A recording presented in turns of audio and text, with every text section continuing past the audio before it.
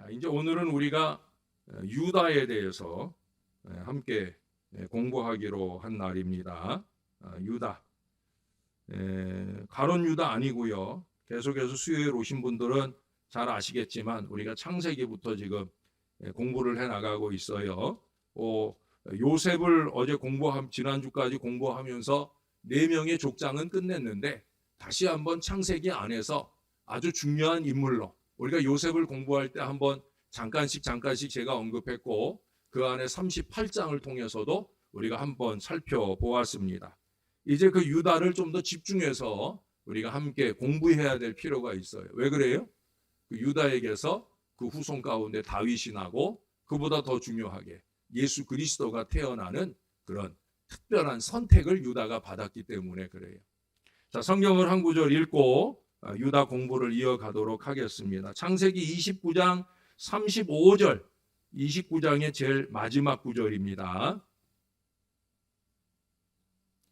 같이 한번 읽을까요? 시작. 그가 또 임신하여 아들을 낳고 이르되 내가 이제는 여호와를 찬송하리로다 하고 이로 말미암아 그가 그의 이름을 유다라 하였고 그의 출산이 멈추었더라. 아멘.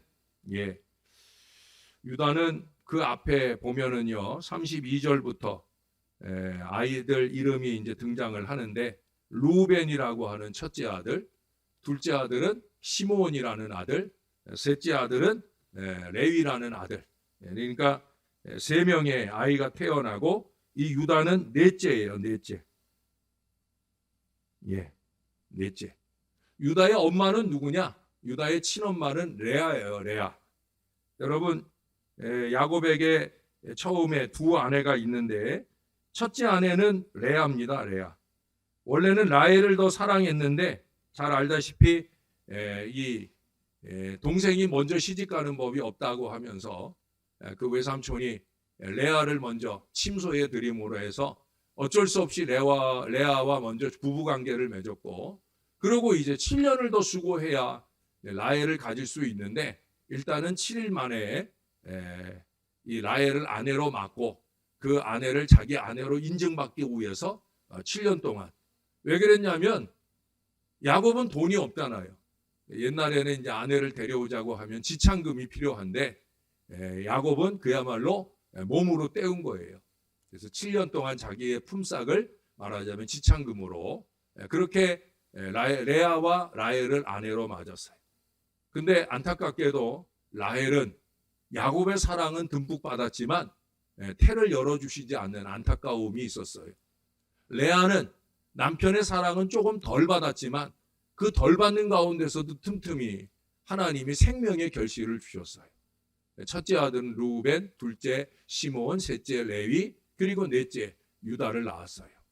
자, 유다를 낳고는 그때 이제 이 레아가 하나님 앞에 너무 감사해서 그래서 그 아이 이름을 뭐라고 지었다고요? 유다, 찬송한다라는 의미의 유다라는 이름을 지었어요. 저는 좀 아쉬운 마음이 들더라고요. 왜 이제야? 왜 이제야? 처음에 르우벤 낳았을 때부터 감사하고 찬송해야지. 그때 못했으면 시므온 낳았을 때라도 감사하고 찬송했어야지. 시므온도 지나고 레위도 다 지나고 난 뒤에 넷째를 낳아서야. 그때까지도 라헬은 아직 아이 하나 낳을 생각을 못하고 있는데 이게 얼마나 큰 은혜예요. 늦게라도 감사하고 찬송해서 다행이지만 너무 늦은 감이 있지 않나 하는 생각을 해요. 근데 그 다음에 이 아들 셋, 그 먼저 낳은 아들 세 명이 하나님께 선택되지 못한 걸 보면은 이게 부모의 감사신앙, 찬양신앙이 없는데 문제가 있지 않나 하는 그런 생각도 꼽아볼 수가 있어요. 결국 우리는 우리 신앙을 통해 우리 자손들이 복받기를 원하는 마음일 때에는 더더욱더 이 마음을 놓치면 안 된다.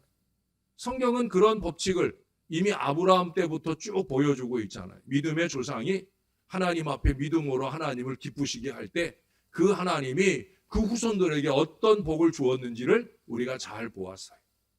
아마 야곱도 그 은혜를 알고 있을 거예요. 그렇다고 하면 이 야곱이 그 아내 레아와 함께 자식들의 이름을 지을 때만 아니라 하나님 앞에 감사하는 마음들이 표현됐어야 하는데 너무 늦지 않았나 하는 생각을 해요. 어떻든 늦은 때라도 그래도 만족과 감사의 찬송을 하나님께 올려드렸다라고 하는 거예요. 저는 이 유다 자손으로부터 유다에게 대한 유다로 인한 찬양이 넘치는 모습을 보면서 이 유다 자손으로부터 나중에 예수 그리스도가 태어나거든요. 바로 그 예수 그리스도 그 생명의 탄생으로 인하여 그 어머니 역시도 하나님을 찬양하고 감사하는 모습이 누가복음에 나와요. 우리 잠깐 한번 살펴볼까요? 누가복음 1장으로 가보겠습니다. 누가복음 1장입니다. 40절 말씀이에요. 누가복음 1장 46절. 누가복음 1장 46절. 제가 46절을 읽을게요. 여러분은 47절을 읽어주세요. 마리아가 이르되 내 영혼이 주를 찬양하며 내 마음이 하나님 내 구주를 기뻐하였음은. 아멘. 아멘. 사실 이 어머니 마리아의 이 찬송은 대단한 찬송이에요. 왜 그래요? 지금 처녀가 애를 낳은 거잖아요. 자기는 성령으로 잉태된 거, 자기의 남편은 성령으로 잉태된 이 자식이 태어나고 이 자식이 장차 만유를 구원할 그리스도이심을 알지만 사람들은 모르잖아요. 이거 잘못 알려지면 돌에 맞아 죽을 수도 있는 그런 안타까운 상황인데도 불구하고 마리아는 담대하게 내 영혼의 찬양을 드리고 있어요. 네? 그냥 입술의 찬양이 아니에요. 신용의 찬양이 아니에요. 내 영혼이 주를 찬양하며 내 마음이 하나님 내 구주를 기뻐하였음은. 마리아는 예수님의 어머니 마리아는 찬양은 어떻게 하는 건지를 우리에게 보여주고 있어요. 찬양은 영혼으로 하는 거예요. 찬양은 마음으로 하는 거예요. 찬양은 음악 실력으로 하는 게 아니에요. 찬양은 입술로 하는 게 아니에요. 찬양은 영혼으로, 마음으로. 그래야 그 찬양이 하나님의 보좌를 흔들고 뭇 백성들의 마음을 감동하는 거예요. 여러분, 우리 찬양대나 우리 코람대오를 위해 중보하실 때 이 영혼의 찬양이 되도록, 마음의 찬양이 되도록 여러분 많이 기도해 주시길 바라요. 예수님의 어머니가 보여준 이 찬양을 우리가 기억했으면 좋겠어요. 유다도 그렇게 어머니의 찬송 가운데 이 세상에 태어납니다. 유다는 야곱의 넷째 아들로 그렇게 세상에 태어났는데 왜 넷째인데도 불구하고 유다가 선택되었나 잠깐 얘기를 하자고 하면 형이 누구라고 그랬어요? 루벤이라고 했고요. 둘째가 시므온이라고 했고요. 셋째가 레위라고 했어요. 이 세 명이 왜 선택되지 않았는가? 그건 다름 아니라 죄 때문이에요. 물론 우리가 좀 이따 보겠지만 유다도 죄를 지은 적은 있어요. 창세기 38장에 보면 유다도 죄를 지어요. 근데 하나님께 용서받을 죄와 하나님께 용서받지 못할 죄가 있다는 사실이죠. 어떻든 이 유다의 형들인 루벤, 시므온, 레위 그들은 하나님께 용서받지 못할 죄를 지었어요. 루벤은 어떤 죄를 지었어요? 루벤은 그의 서모 비라와 통간을 했어요.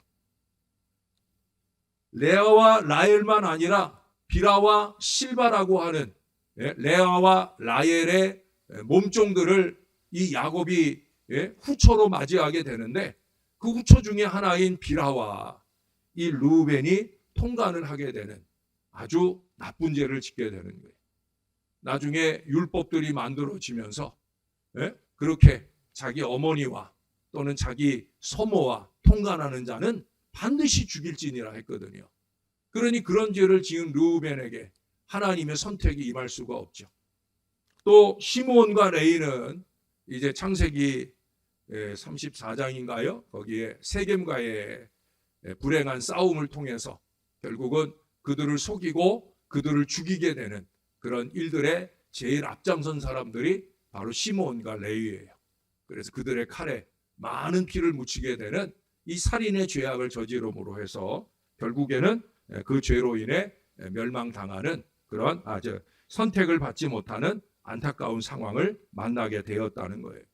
이 유다만이 다윗의 뿌리요 유다 지파의 사자인 우리 주 예수님을 낳을 수 있는 자로 선택되었다라고 하는 거예요.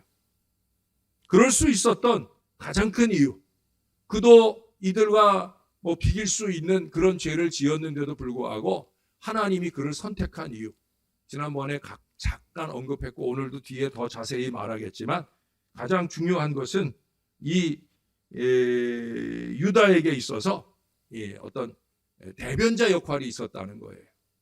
그 형제들을 대신해서 그가 요셉과 대변하여 말하기도 하고, 또 나중에 그 아버지에게도 책임적인 고백을 통해 안심하시게 하면서 유다는 강한 지도력을 보여주더라는 거예요. 그 유다에게 있었던 이 지도력, 리더십이라고 하죠, 오늘날. 이 건강한 영적 리더십, 이 건강한 영적 리더십 때문에 하나님이 그를 선택하는 거예요. 하나님은 유다를 택하셔서 역사하셨다는 거예요. 어떻게 보면 인간적으로 이해하기 어려운 방법으로 하나님의 일을 하나님이 하셔요. 우리는 잊지 말아야 됩니다. 하나님은 하나님의 일을 하십니다. 우리는 깨어서 그 하나님의 일을 분간하고 그 하나님의 일의 방해자가 아니라 조력자로서, 디딤돌로서 잘 쓰임 받을 수 있어야 된다는 거예요. 하나님은 유다에게서 그런 점을 봤어요. 모든 것을 합력해서 선을 이루어 가는데 그 선한 일에 바로 이 유다가 잘 쓰임 받았다는 거예요. 자칫했으면 다 망가질 뻔했거든요. 그의 형제들이 잘못하면 애굽에서 다 죽임을 당했을 수도 있고, 잘못했으면 그 아버지 야곱은 크게 슬퍼하는 순간을 만날 수도 있었는데, 그 모든 일의 중심에 유다가 서서 열심 있게 그 역할을 감당하면서 하나님의 귀한 사역들을 이루어 가게 되었다라고 하는 거예요. 여러분, 우리는 안 될 일도 잘 될 수 있도록 디딤돌 역할을 하는 하나님의 사람들이 되어야 합니다. 그게 유다를 통해 우리가 배워야 할 점인 거예요. 자, 그러면 구약 성경에서는 좀 더 구체적으로 유다에 대해서 어떻게 말하고 있는지 좀 더 자세하게 살펴보도록 하겠습니다. 먼저 생각할 수 있는 것은 그의 출생에 관한 이야기입니다. 이미 우리가 29장 35절을 보았죠. 사실은 이 앞에 31절부터 쭉 본문이 나오는데 우리가 대충 제가 그 앞에 2절부터 얘기를 했고요. 쉽게 정리를 하자고 하면 유다는 복잡한 가정에서 태어난 거예요. 그렇죠? 태어나는 환경이 무척 불우했어요. 태어나 보니까 아버지는 새빵살이를 하고 있어요. 아버지 야곱이 외삼촌 라반의 집에서 얹혀 살고 있잖아요. 그렇죠? 오죽하면 지참금이 없어서 7년을 일해서 아내를 얻고 7년을 또 일해서 아내를 얻고, 그런 어렵게 새빵살이를 하는 그런 경제적인 어려운 가정에서 이 유다가 태어났다라고 하는 거예요. 두 번째 문제는 뭐예요? 가정 환경이 무척 복잡해요. 엄마가 첫 번째 아내이기는 하지만 어떻든 아버지가 사랑하지 않는 첫 번째 아내고, 아버지가 사랑하는 건 오히려 어떻게 보면 이모일 수 있는데, 여러분 이모가 작은 엄마가 되는 좀 복잡한 족보 아닙니까? 그렇죠? 이모이면서 작은 엄마인 라헬이라는 엄마가 있고, 또 두 엄마는 정신을 못 차리고 자기들의 몸종을 통해서라도 어떻든 야곱의 자식을 낳고 싶은 욕심을 드러내다가 결국 두 명의 엄마를 더 만들어주는 이런 어리석은 엄마들 밑에서 이 유다는 태어났다라고 하는 거예요. 결국 네 여인을 거느린 아버지 야곱에게서 태어난 12명의 형제들 가운데 한 사람이에요. 자, 여러분, 여기도 형제들이 많은 분들이 있죠? 3남매, 5남매, 7남매, 9남매, 그 많은 형제들의 틈바구니에서 우리가 잘 버텨내려면 필요한 게 뭐예요? 제가 버텨낸다는 표현 속에 이미 나오잖아요. 뭐가 나와요? 인내가 나와요. 유다에게 얼마나 많은 인내가 필요했겠어요. 그의 이름처럼 그의 이름이 찬송이 되는 인생이 되기까지 그는 얼마나 많이 견뎌내야 했느냐는 거예요. 형제들 틈바구니에서 어려운 가정 경제 안에 그가 밥 한 때 제대로 먹는 것조차도 그에게는 상당한 인내가 필요했을 거예요. 또 엄마들마다 자기 자식들 챙길 거 아니에요. 그렇지 않겠어요? 예? 이런 가정 환경 속에 보면은 대부분 엄마들이, 여자들이 그럴 거 아니에요. 내 자식들 먼저 먹여야지. 예? 그런데 유다는 넷째예요. 내 자식들 먼저 먹인다 해도 네 번째나 되어서야 자기 차례가 온다는 거예요. 그러니 얼마나 많은 인내가 필요하겠느냐 하는 거예요. 어쩌면 그의 이름 찬양, 유다라고 하는 이름이 어울리지 않는 그런 어린 시절을 보냈을 거라 하는 거예요. 여러분, 어쩌면 찬양은 어울리지 않는 듯 보여지는 그의 이름입니다만은, 그러나 찬양은 바로 그런 고난 중에 피울 때 더 아름답다는 사실이에요. 여러분, 편하고 좋을 때 찬양하고 감사하는 것은 세상 사람들도 할 수 있어요. 일이 잘 될 때 그 잘된 일로 인하여 감사하는 거, 생글생글 웃고 사는 거, 그거는 세상 사람들도 다 하는 일이란 말이죠. 믿음의 인내는 뭐예요? 그렇게 어렵고 힘든 때 오히려 감사를 찾을 수 있는 사람, 찬양을 찾을 수 있는 사람, 바로 그것이 필요하다는 거예요. 그래서 그의 인내가 아름답게 보여지는 거예요. 하나님께 그의 인내가 인정받을 수 있는 거예요. 옛날에 그 수학여행을 가면, 나 때, 제 때, 저희 때에 수학여행은 두 군데로 가잖아요. 한 군데는 설악산으로 가고요. 한 군데는 경주로 가요. 근데 설악산으로 가면 그때 당시 기념품으로 많이 파는 것 가운데 하나가 뭐가 있었냐면 에델바이스가 있었어요.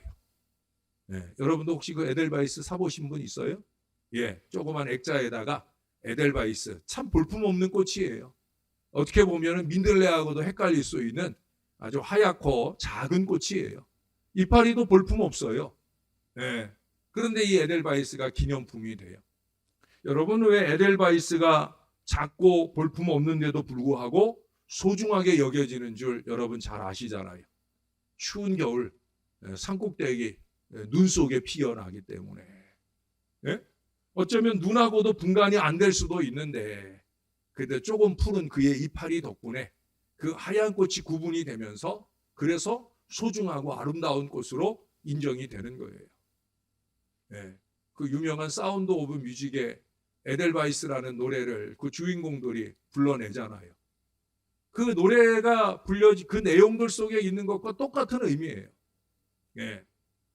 그 추운 겨울에 눈보라 속에서 태어나는 꽃이기에 그만큼 소중하고 아름다운 거예요. 저와 여러분의 찬양 인생도 마찬가지여야 되는 거예요. 우리나라에도 그런 꽃들이 있잖아요. 매화 같은 거, 또 동백꽃 같은 거.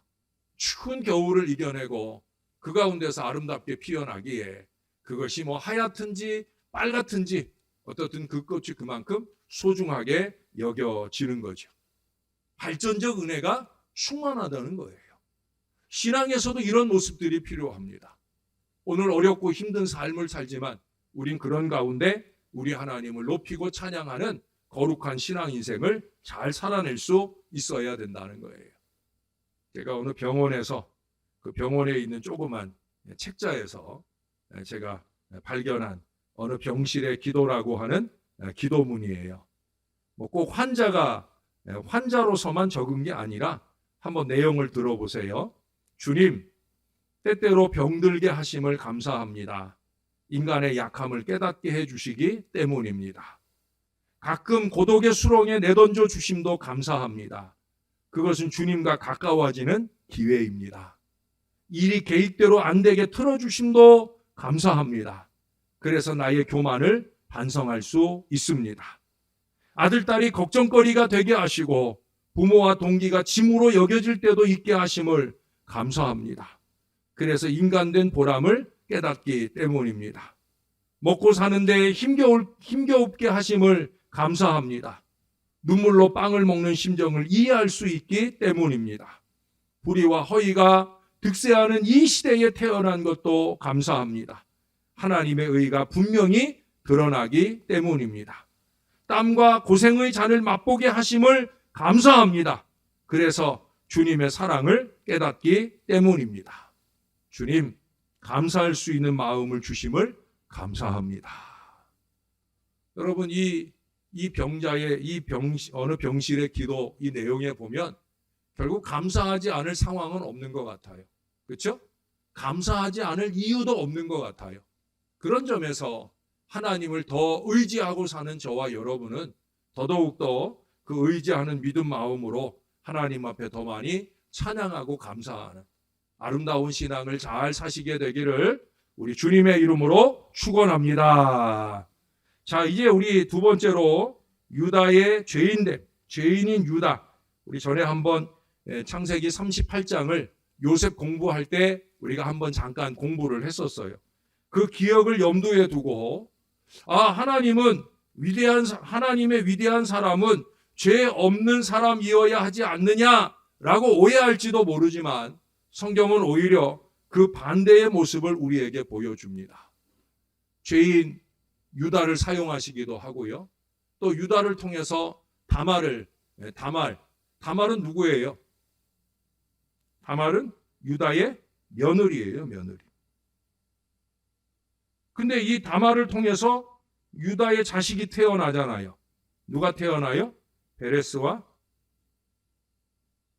세라를 낳아요. 있을 수 없는 일이죠, 사실은. 있을 수 없는 일이잖아요, 그렇죠? 자기 며느리가 자기 자식을 낳는 그 불행한 결과물을 갖게 되는 거예요. 시작은 어떻게 되는지 이미 여러분들에게 전에 설명을 드렸어요. 큰아들이 하나님 보시기에 죄인인지라 하나님이 그를 데려가셨고 자식이 없이 남편을 잃은 이 다말을 위해 계대 결혼법에 따라서 둘째 아들이 남편이 되었는데 이 둘째 아들은 형수가 애 갖는 걸 자기의 씨로 애를 갖는 걸 원치 않아서 관계는 가졌는데 애를 갖지 못하는 방편을 쓰다가 결국 하나님 보시기에 악함으로 그 역시 죽임을 당하게 됩니다. 그리고 셋째 아들이 남아 있는데 아버지 유다의 마음에는 자꾸 이 여자하고 결혼하니까 자꾸 죽더라는 거예요.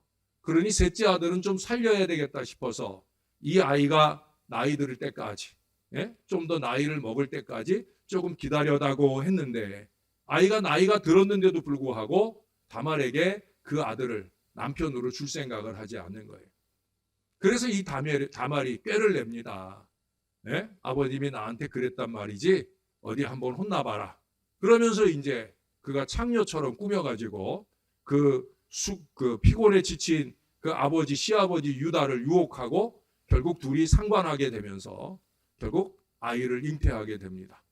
나중에 이 며느리가 아기를 가졌다는 소식을 듣고 아니 어떻게 도대체 애를 가졌느냐고 가늠한 여인 아니냐고 그래서 벌을 주려고 알아봤는데 자기가 그 다말과 상관관계를 가졌을 때 그때 주었던 증거물이 있잖아요. 지팡이하고 허리띠인가요? 그 증거물이 있었기 때문에 이 증거물, 이 주인이 나랑 관계를 가진 사람입니다 할 때 유다가 크게 후에 막급한 그런 상황을 만나게 되는 걸 잘 알 수 있어요. 여러분 이 이야기 속에 나오는 이 죄인 유다의 죄는 도대체 무엇입니까? 그때도 꼽아드렸나 모르지만 첫 번째 꼽을 수 있는 것은 이기심이에요. 이기심. 내 것만 지키겠다는 거죠. 내 자식만 지키겠다는 거예요. 다말의 인생이 어찌 되는 건 상관없고 내 자식만 지키겠다는 거예요. 다른 사람의 기분이나 다른 사람의 상황은 그건 상관없고 내 것만 지키겠다는 거예요. 그 이기심 때문에 언제나 문제가 일어나는 거예요. 결국 이 이기심은 자기 자식을 위하는 이 이기심은 자기 자식들 속에 이미 전염이 되어 있어요. 그 자식들도 그렇잖아요. 둘째 아들의 경우에 또 셋째 아들의 경우에도 결국 그 자식들, 그 아버지가 가진 이 이기심의 마음가짐이 자식들을 그 모양으로 몰아가게 되어지는 경우를 보게 되어진다는 거예요. 두 번째 꼽을 수 있는 그의 죄는 바로 음란의 죄죠. 물론 그의 잘못이 그 당시 가나안에서는 일반적으로 통용하는 그런 악한 성적 범죄입니다. 근데 가나안에서는 그것이 일반화되어져 있다는 거예요. 자기가 지금 일했던 곳이 가나안이라고 해서 그들처럼 해도 된다라는 것은 그것은 옳지 않은 생각이죠. 우리가 세상에 발붙이고 산다고 해서 세상의 이치와 논리를 따라 신앙을 무시하고 하나님 말씀을 무시하는 건 그건 건강한 신앙이 아니에요. 유다같이 되는 거예요. 아, 여기 가나안에선 다 그렇게 살아 라고 말하는 게 하나님께는 통하지 않는 거예요. 하나님의 백성이면 하나님 백성답게 살아야지. 하나님이 말씀하시는 말을 지키면서 살아야지. 세상의 불의한 논리를 따라서 그 논리를 따라 자식들을 교육하고, 여러분, 그러니 그 자식들이 신앙 안에서 제대로 자라가기가 어려울 수 있는 거예요. 그것이 바로 유다의 자녀들이에요. 그래서 세 번째 꼽을 수 있는 죄는 바로 자녀의 패역입니다. 자녀의 죄도 그의 죄와 무관치 않다는 거예요. 보고 배웠다는 거죠. 38장 9절의 말씀에 보면은 거기 그런 말씀이 있어요. 오나니 그 씨가 자기 것이 되지 않을 줄 알므로 형수에게 들어갔을 때에 그의 형에게 씨를 주지 아니하려고 땅에 설정하매. 이게 뭐예요? 자기만 위하는 마음이에요. 형수의 외로움이나 또 그 당시 계대결혼법이라고 하는 이 합법적인 관계를 통해 형의 대를 이어주고자 하는 그 거룩한 의무를 외면하고 있는 거예요. 내 때, 내 형편, 내 처지, 내 문제, 여기에만 집중하느라고 아버지의 때, 아버지의 뜻, 아버지의 말씀, 이거는 다 무시하고 결국은 큰 죄악으로 나아가게 되고 하나님의 심판까지 받게 되는 이 불행한 아들의 미래가 되어진다는 거예요. 자, 여러분, 그럼에도 불구하고 하나님께서 그를 쓰셨다라고 하는 거예요. 아까 나열했던 것처럼 내 때나 내 형편이나 내 처지나 내 문제, 이게 하나님 앞에는 아무 중요하지 않아요. 나는 그거 붙들고 늘어지느라고 애를 썼는데 하나님께는 그것이 하나도 중요한 게 아니에요. 하나님께 중요한 건 뭐예요? 하나님이 가지고 계신 미래의 계획입니다. 자, 그 미래의 계획이 어떤 것인지 49장으로 가겠습니다. 이 49장의 말씀에 보면은 이제 야곱이 죽기 전에 자기의 아들들에게 축복하는 내용이 나와요. 근데 그 축복의 내용이 곧 그 자식들의 미래에 대한 예언이에요. 오늘은 유다에 대한 예언만 우리가 살펴봐야 되겠죠. 예, 야곱은 이 유다에 대해서 뭐라고 말하고 있는가? 특별히 이미 창세기 3장 15절에서 예수 그리스도, 여자의 후손인 예수 그리스도가 태어날 것에 대한 예언이 첫 번째 주어졌어요. 그리고 오늘 여기 말씀에 보면 8절 말씀을 볼까요? 8절의 말씀에 보면 너는 뭐라 그래요? 8절, 너는 내 형제의 찬송이 될지라. 여러분, 유다의 이름이 무슨 뜻이라고 그랬어요? 찬송이라고 그랬어요. 근데 지금 아버지 야곱을 통해서 유다를 축복하실 때 너는 내 형제의 찬송이 된다. 하나님께 그 이름이 인정을 받아요. 여러분, 이름만 찬송이어서는 안 되는 거죠. 하나님이 그의 인생을 찬송으로 받아야, 그래야 그 이름값을 하는 거예요. 저와 여러분도 그렇고요. 또 우리의 자식들도 마찬가지. 우리가 좋은 신앙적 이름을 짓는 게 중요한 게 아니라 그 이름대로 잘 살아내서 하나님께서 인정하실 이름이 될 수 있도록 그렇게 살아내는 게 아주 중요하죠. 다행하게도 유다는 38장에 그런 어리석음이 있음에도 불구하고 유다는 그야말로 찬송이라고 하는 그 의미에 합당한 아름다운 모습을 보여주더라는 거예요. 자, 유다의 지도력을 한번 보겠습니다. 유다가 보여준 유다의 지도력. 첫 번째 유다의 지도력은 어디서 나타나요? 창세기 37장에 보면 요셉에게 살 길을 열어줘요. 우리가 요셉 배울 때 한번 꼽아봤던 내용들이기 때문에 살 길을 열어준다는 거예요. 네? 죽을 자리로 몰아가는 게 아니라 살 길을 열어주는 거예요. 영적인 리더십은 살 길을 열어주는 거예요. 네? 안 될 일을 만들어가는 게 아니라 안 될 일도 될 일을 만들어가는 거예요. 르우벤이란 형은 그래도 조금 마음이 약했는지 이 요셉을 구덩이에 넣어두자 했는데 결국 그 구덩이 속에서 물도 없고 먹을 것도 없으면 거기서 결국 굶어 죽는 거예요. 당장은 살려준 것 같지만 결국 죽을 수밖에 없는데 그때 유다가 꾀를 냈어요. 야, 살 길을 주자.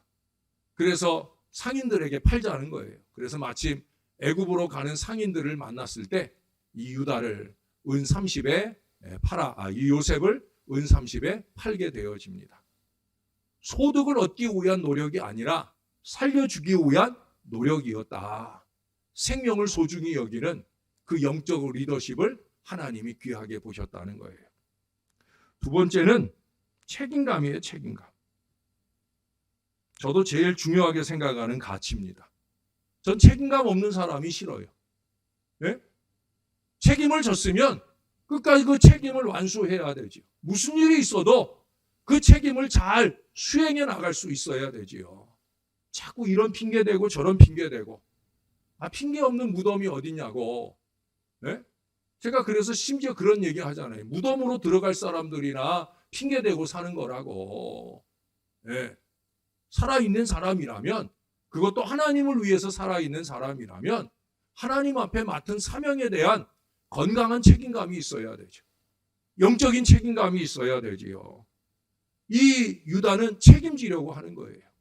43장에 보면 먼저는 이 베냐민을 데리고 요셉에게 가야 할 형편이에요. 왜? 지금 시므온이 볼모로 잡혀 있으니까 그 시므온을 구하려면 요셉이 마지막 남은 동생 베냐민을 증거로 데려와라 했는데 아버지 야곱은 안 된다는 거예요. 내가 요셉도 잃었고 시므온도 잃을 수 있고 근데 이제 이 베냐민까지 잃으면 나 못 산다. 그럴 때 나선 게 누구예요? 르우벤도 조용히 있고 레위도 조용히 있고 다 조용히 있을 때 이 유다가 책임지려고 나서요. 아버지, 내가 대신 죽을지언정 이 베냐민은 반드시 살아서 돌아옵니다. 자기 목숨을 걸고 책임을 말하고 있어요. 얼마나 그것이 결연하고 믿을만 했으면 이 아버지 야곱이 베냐민을 함께 보내잖아요. 44장으로 가면은요, 다시 또 이 요셉 앞에서 이 유다가 책임감 있는 자세로 나와요. 여러분 거기 44장을 한번 가보십시다. 44장 14절을 한번 가보세요. 여러분이 한 번만 읽어주실래요? 시작.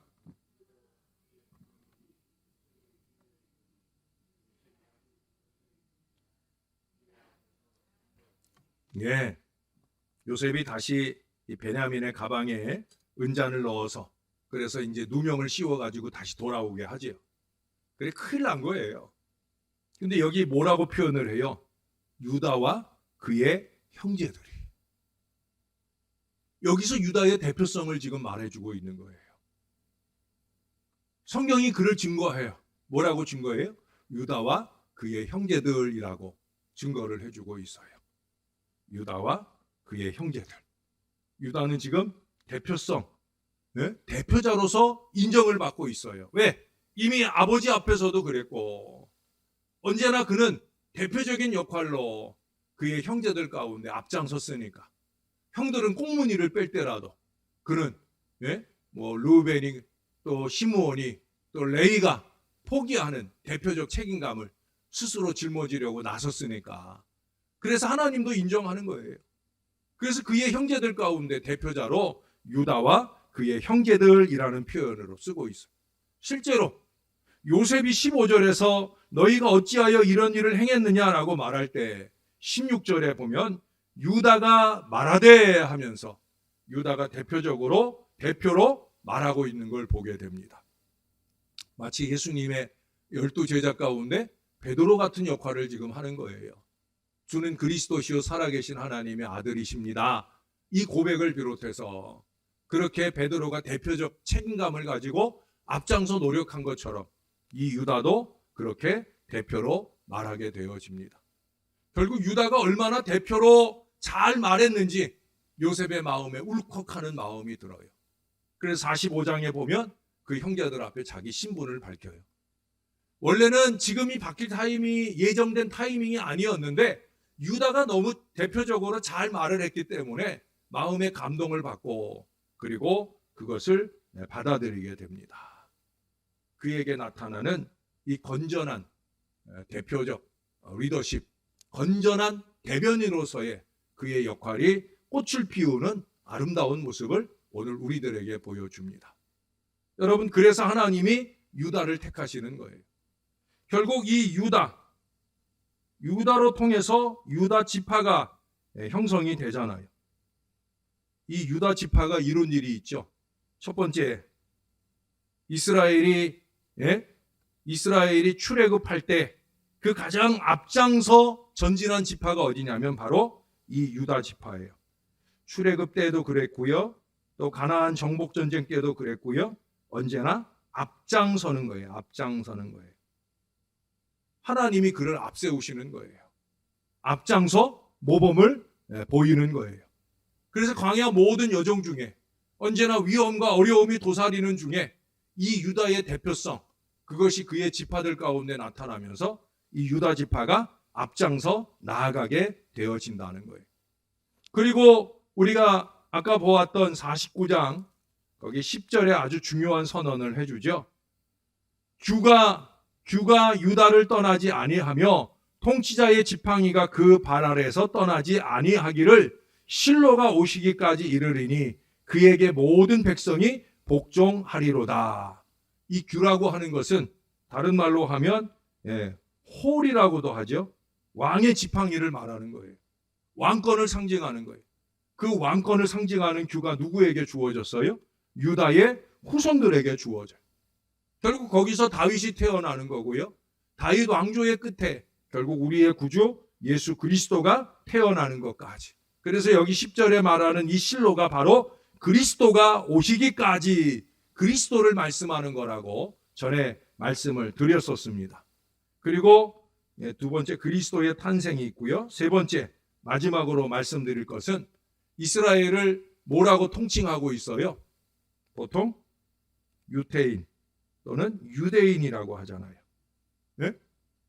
남북 왕국 시대, 남북 왕국으로 분단된 이후 시대부터 남한국 유다를 중심으로 해서 물론 유다는 두 개 지파밖에 유다와 베냐민 지파 이 두 개 지파만 있었고 나머지 10지파는 다 위로 갔기 때문에 그래서 유다 지파가 대표적 지파이지만 나중에는 이스라엘을 통칭하는 명칭이 뭐예요? 유대인이에요. 유대인. 유대 나라예요. 그래서 이스라엘을 대표하는 명칭으로 바로 그 유다의 이름 또 유다의 후손의 지파의 이름이 쓰여지게 되었다라고 하는 사실을 우리에게 보여줍니다. 결국 한 사람 유다가 하나님 앞에 선택됨으로 그의 미래에 얼마나 영광스러운 축복의 미래가 열리는지 우리에게 보여줍니다. 사랑하는 여러분, 저와 여러분도 크거나 작거나 간에 우리 하나님께 크고 작은 사명을 맡을 때 이 유다와 같은 마음이어야 되는 거예요. 제일 먼저 중요한 마음은 뭐예요? 자기 영광을 위해서 하는 일이 아니에요. 목사도 그렇고요. 여러분들도 마찬가지예요. 우리는 나의 영광을 위해 일하는 사람이 아니에요. 무엇을 위해 일하는 사람이? 하나님의 영광, 하나님의 찬송, 나를 통해서 하나님이 영화롭게 되기를 원하는 이 마음을 놓치지 말아야 돼. 어떤 사람들은 부름을 받기 전에부터 자기 영광만 추구하는 사람이 있어요. 부름받는 것 그 자체도 자기 영광을 위해서 부름받는 사람이 있어요. 이건 아니에요. 우리가 부름받기 전이나 부름받았을 때나 언제나 우리 마음 중심에는 유다의 이름 같은 이 신앙이 있어야 돼요. 찬송, 하나님이 나를 통해 영화롭게 되어지기를 소원하는 마음. 그 다음 마음은 뭐예요? 기왕에 부름받았으면 부르심에 합당하게. 따라해 보십시다. 부르심에 합당하게. 부르심에 합당하게 받은 바 사명에 맞는 책임감 있는 역할을 해야 되는 거예요. 목회자는 목회자다운 역할을 해야 되고 중직자들은 중직자다운 역할을 해야 되고 이 부름받은 사명을 잘 감당하는 저와 여러분이 되어서 우리를 통해서도 오늘 49장 8절에 말하는 것처럼 너는 내 형제의 찬송이 될지라 하는 것처럼 아무개는 이 신월 제일교회의 찬송이 될지라 인정받는 저와 여러분의 신앙이 되기를 우리의 구주 되시는 예수님의 이름으로 간절히 축원합니다. 우리 다 같이 한번 기도하겠습니다. 우리 한 마음 한 목소리로 간절하게 우리도 유다처럼 찬송되는 인간이 되고 싶습니다. 우리의 생애와 사역을 통해 하나님께 영광 돌리는 인생이 되고 하나님의 기쁨이 되는 인생이 되길 원합니다. 기왕에 부름받은 사명에 합당하게 열심히 우리의 책임을 잘 감당하고 주님께 영광을 올려드리는 성실한 신앙의 백성, 대변인 되는 백성 꼭 되고 싶습니다. 우리 간절하게 우리 마음의 소원과 간구를 주님 앞에 아뢰고 기도하겠습니다. 좋으신 아버지, 오늘날 많은 사람들이 부름받은 사명에 아버지 합당하게 살아가지 못하는 모습을 보게 됩니다. 그리스도인으로 부름받은 우리는 이 백성을 내가 나의 찬송을 위해 세우셨다고 하는 이 중차대한 사실을 잊어버릴 때가 많습니다. 우리를 만드신 이유가 주님을 찬송하게 하시기 위함인 것을 잊지 말게 하옵소서. 우리를 부르신 이유가 우리 주님을 영화롭게 하기 위함인 것을 잊지 말게 도와주옵소서. 우리가 전심으로 주님께 감사하고 찬송하고 예배하는 신앙 인생을 잘 살아낼 수 있도록 우리를 도와주시옵소서. 오 주님 바라고 사모하오니 무엇보다 우리에게 주어진 책임들을 잘 감당하길 원합니다. 목회자는 목회자의 책임을 잘하게 하시고 성도들은 성도들의 책임을 잘 감당하게 하셔서 이 둘 사이의 아름다운 조화로 통해 한 마음으로 하나님께 영광을 올려드리는 아름다운 신앙 공동체가 되게 우리를 도와주옵소서. 우리가 주 앞에 있습니다. 주님의 장중 안에 있습니다. 주님의 쓰임에 합당하도록 열심 있게 헌신해 내게 도와주시고 우리 안에 헌신을 통한 기쁨과 감격도 넘쳐나게 도와주옵소서. 오 주님 고맙습니다. 어쩌면 부름받을 수 없었을 것 같은 이 유다가 하나님의 선택을 받게 되는 걸 봅니다. 하나님 마음이다 라는 생각과 함께 그래도 그 유다 속에서 부름받을 만한 분명한 이유들이 있는 걸 꼽아 보았습니다. 유다 자신에게만 아니라 그 자손 만대로 영광이 되는 축복된 선택의 출발점이 유다였습니다. 하나님 우리는 몇 대째 신앙을 이어오는 것이 중요한 것이 아니라 우리가 기준하고 주님 앞에 서서 주님이 보시기에 건전한 신앙 영성으로 신령하게 거룩하게 하나님의 영광을 드러내는 아름다운 헌신의 백성의 으뜸 출발점들이 다 될 수 있도록 우리를 붙들어 주옵소서. 선대로부터 아름다운 신앙의 모습들도 잘 본받아야 되겠지만 우리로부터 우리의 후손들도 더욱더 아름답고 빛나는 신앙으로 주의 기쁨을 이루는 좋은 가문이 세워지게 역사를 더하여 주옵소서. 이를 위하여 유다와 같은 어리석은 이기심들이 절대 우리 마음에 틈타지 말게 도와주시고 오직 우리 안에는 하나님께 영광 되기를 원하는 이 건강한 믿음 마음 안으로 열심 있게 살아가게 도와주시고 우리의 작은 헌신들을 통해 주님이 우리와 우리의 후손들을 복주시는 놀라운 은혜가 우리의 가문 안에 넘치게 도와주옵소서. 무엇보다 우리 신앙의 부모들이 세속적 가치관이나 세상의 이치를 따라서 자식들 앞에 서지 말게 도와주시고 우리의 등짝을 바라보는 우리의 자손들이 우리의 건강한 신앙적 리더십을 따라 신앙 안에 바로 서는 놀라운 은혜의 가정들이 다 되게 도와주옵소서. 자식들이 볼 때나 보지 않을 때나 영적인 선한 영향력을 그들 가운데 미칠 수 있기 위하여 제대로 잘 살아내는 신앙의 부모들이 다 되도록 우리를 붙들어 주시옵소서. 오늘도 주님이 우리를 부르시사 이 3일밤 귀한 예배로 영광 돌리게 하심을 감사드립니다. 예수님의 이름으로 기도합니다. 아멘.